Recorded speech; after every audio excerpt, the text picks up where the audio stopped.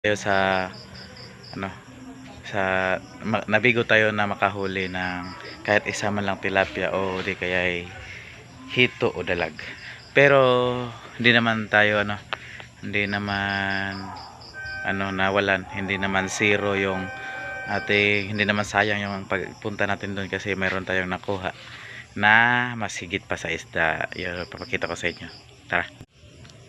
So ito yung nakuha natin. So pagka dating ko talaga doon is nasa tubig sila nagsilanguyan.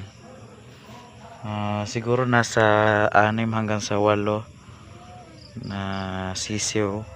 Sisiw pa lang yung nakita natin sa may palayan.